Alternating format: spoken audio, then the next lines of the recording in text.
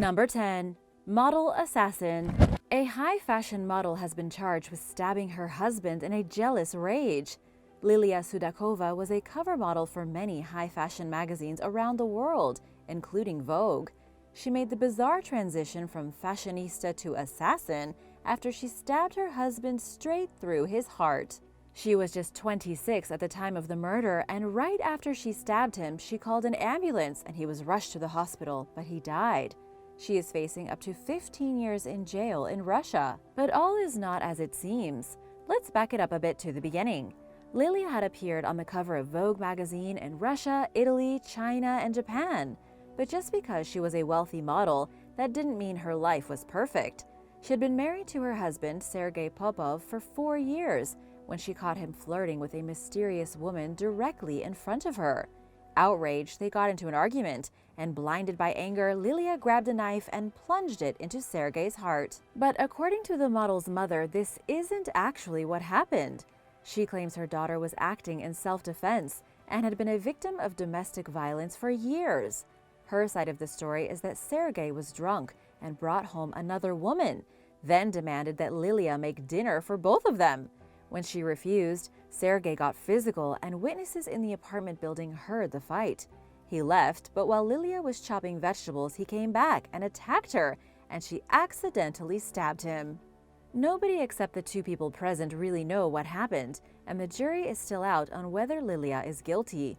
She will either spend a significant amount of time in jail or be cleared of the charges and sent home. Number 9. The sexy robber.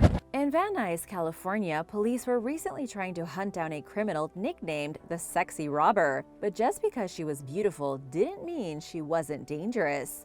She's been described by the police as armed and extremely dangerous after getting away with robbing a coin and jewelry store. The woman was described as small or petite, dressed in high heels and sunglasses for the brazen daylight robbery. The sexy robber posed as a paying customer, pretending like she was browsing through the jewelry. Then she pulled a revolver from her purse. She aimed the revolver at the employee's head and demanded him to fill her bag with vintage coins. Of all the things a person can rob, she went after a coin collection. Maybe she knows something we don't. Coins are apparently in high demand on the black market. Either way, the Daily Mail reported that what she stole was worth anywhere between $12,000 and $100,000. As far as we know, the attractive robber has not yet been apprehended by police. That's pretty bad on them, considering she robbed the store without even putting a mask on. Her face is completely clear in the surveillance footage captured by the store. She's Hispanic, brown hair, about 5'5", and no more than 125 pounds. And while this might sound like the perfect date, remember she has a revolver in her purse and she isn't afraid to use it. Number 8. Psychiatrist in the trunk. Kelsey Turner doesn't look that dangerous. She wouldn't cause you to cross the street and walk in the other direction. Yet it turns out that Kelsey, a former Playboy model, brutally killed a 71-year-old child psychiatrist and then stuffed him into the trunk of an abandoned vehicle. The victim's name was Dr. Thomas Burchard. His corpse was found by the Las Vegas Police Department inside the trunk of a car on State Route 147. They were quick to connect Kelsey to the crime, as she and the psychiatrist had known each other for a number of years. He'd actually given her about $300,000 in donations before Kelsey beat him to death with a baseball bat. This is one of those cases that's a little confusing. Kelsey had been a relatively successful model, even appearing in Italian Playboy.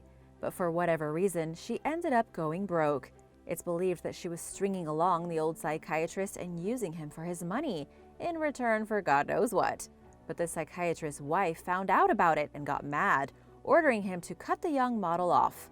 When he tried to do just that, Kelsey became so panicked that they got into an argument, resulting in the psychiatrist getting hit with a bat. Kelsey has pleaded not guilty to the crime, so we are still waiting for the court case to unfold to see just what her punishment might be.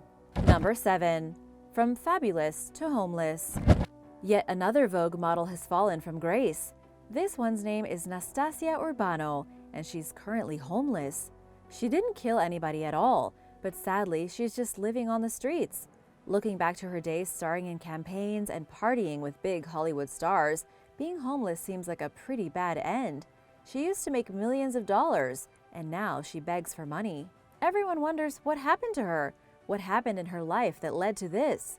She was beautiful, relatively famous, and drowning in cash, but that all came to a terrible end when her marriage fell apart. Nastasia climbed to fame in the 1980s. She modeled for the most iconic brands in Europe, making somewhere around $1 million a year for less than 20 days of work. She had dinner once with Jack Nicholson, Andy Warhol, Harrison Ford, and even Roman Polanski. At least this is what she told Spanish news reporters when they recently caught up with her to do a biography. She described her life as living like a queen. Her queenly status ended up being revoked after she separated from her husband, started getting less work than she used to, got old, and just kind of slipped between the cracks. She has 2 adult children, though they don't appear to be helping her very much. In fact, nobody seems to be helping her at all. She now lives on the streets of Barcelona, sleeping in storefronts and doorways. Number 6. Model turned murderer. Caroline Ego, just 32 years old, was convicted of murder after she shot her boyfriend in the head with 1 bullet, and all because he stayed out too late one night. Perhaps she snapped and had enough. After the murder, she then lounged around in her house, chatting with her friends online while they brainstormed how to cover up the crime. She ended up taking her dead boyfriend, Martin Barkley, out into the street, where she called the police and claimed that she just, found him like that, dead outside her home. Naturally, the police were suspicious. It didn't take long for them to put together the clues, make the arrest, and then finally sentence her for the killing at the High Court in Edinburgh, Scotland. It was a pretty rambunctious scene as well, with the family of the murderer and the family of the victim cursing at each other across the courtroom. At one point, the police even had to stop a fist fight. And here's another amazing fact. Caroline's younger sister had been cleared of a different murder just 3 years prior. Apparently, Caroline comes from a long line of beautiful women with a penchant for bloodshed. Number 5. Thrown in the slammer. Sometimes being a beautiful model really doesn't pay off. Just ask Tori Ann Lila Hunter, who claims she was treated like a dog after airport officers in Bali discovered drugs in her luggage. The Australian model, a woman with over 120,000 followers on Instagram, was detained for 4 days by the police in Bali because they found prescription medication in her luggage and claimed it was drugs. Not only that, the authorities asked her to give them $40,000 to be let out of prison. They informed her that if she didn't give them the money, she would spend 5 years in a Balinese jail. Tori claims that the authorities targeted her because of her status as a social media influencer and assumed that she was loaded. News Australia reports that after contacting the Australian consulate, Hunter's grandfather Kevin contacted a lawyer who demanded $25,000 in legal fees to let her out. The grandfather was told not to say anything to the media, and it seems like there's some corruption going on in the Balinese prison system. While the police were clearly extorting her, Tori did admit that she had significantly more medication than she needed for a 6-day trip, which raised a lot of red flags.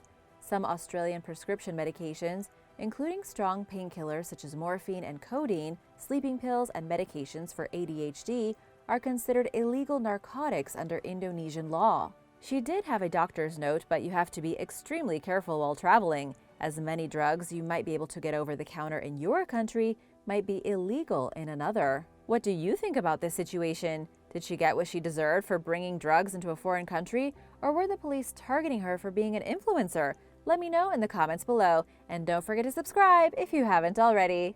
Number 4. From prom queen to killer. Darlene Gentry was about as beautiful as it gets. She may not have been a model, but she was the prom queen at her local high school. After Darlene graduated, she attended Texas State Technical College. There, she met Keith. After dating for only 8 months, Keith broke it off, and Darlene moved away, heartbroken, to get a new start. A year later, they actually got back together. Keith decided he was ready to settle down with the prom queen. They got married in 1999, moved in next to Keith's parents, and had 3 children. Darlene became a nurse, and Keith was an electrical engineer. It seemed like the perfect life. At least, it did from the outside. As it turned out, Darlene didn't really like her husband that much. She spent a lot of his money shopping, and he was always giving her a hard time about it. So one night, she put a gun against his head while he slept in their bed and shot him. It was a pretty bold crime, and Darlene was busted pretty much right away. She told the police that she wasn't there the night of the murder, that she came home early in the morning to find him dead and the door broken. It took less than an hour for them to realize that she was the killer. She had even left behind a pair of latex gloves, and the casing for the bullet she killed her husband with was in the kitchen garbage. Still, it took 19 days for them to make the arrest. But afterward, and here's where things get weird, Keith's parents actually paid the $50,000 bond to have Darlene released. But her release didn't last long. In February of 2007, she was found guilty of murder beyond any doubt and sentenced to spend the next 60 years in jail. Her parole comes up in 2037. Number 3. The loose cannon. It's one thing to shoot your ex-boyfriend in a fit of anger, but Karina Vanessa Corbalin shot hers 15 times. The Instagram model from Florida has since been arrested for the murder of Alejandro Sanchez after opening fire on the man just outside of his house. According to the neighbors, the couple had been having relationship problems. At the time of the shooting, they were on a break. Nobody knows exactly what they were arguing about, but Karina erupted without warning, whipped out a gun, and pulled the trigger until it was empty. She shot out the windshield of a nearby car, put over 10 bullets in Alejandro, and woke up the whole neighborhood. Police then found her kneeling over her ex's dead body, clearly in distress. She probably was shocked by what she had done, as it seems like she lost all control. Reality was probably sinking in too, and she realized that she will now spend pretty much the rest of her life in jail. The beautiful Instagram model, who got famous for posting pictures of herself in skimpy outfits, had to show up to court strapped into an anti-suicide vest, the most metaphorically ugly outfit you can think of for this over-the-top crime. Number 2. A dangerous cage match. A beautiful woman has met her end in a cage match, a pretty unlikely finish for what should have been a very long life. The victim was Seda Alitaha, a 26-year-old grad student who was a mixed martial arts enthusiast from the UK. She collapsed in the bathroom after being knocked out in the third round of the cage match. Her family is now claiming that her opponent, a personal trainer named Janie Morgan, should never have been allowed in the fight. She was far too big and much stronger than Seda. This discrepancy in weight and strength, according to the family, is what caused their daughter to be killed.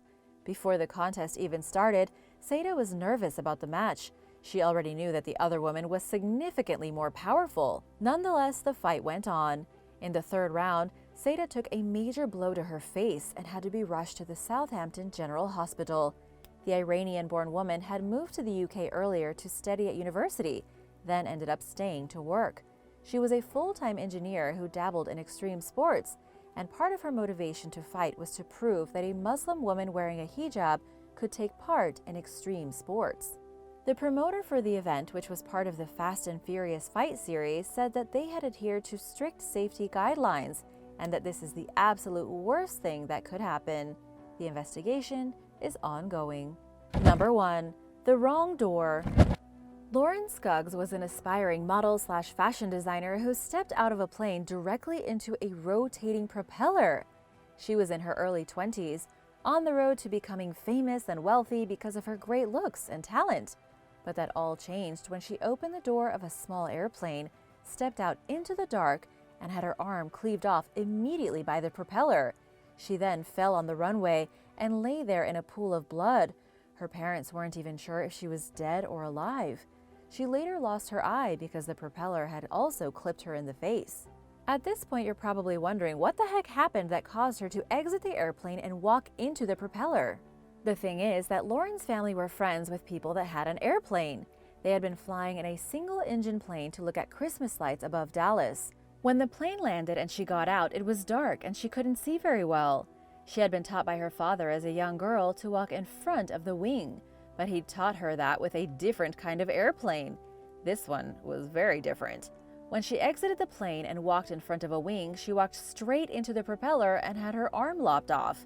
And yeah, that ended her modeling career pretty quickly. Her life changed in an instant, and she said in an interview on Dateline that she has struggled to come to terms with her changing looks. She has since written a book about the terrible accident and her slow and painful road to recovery called Still Lolo. Despite everything she's been through, her trauma has given a new perspective on the world. Thanks for watching. Remember to subscribe if you haven't already. We have lots of videos coming up. See you next time. Bye!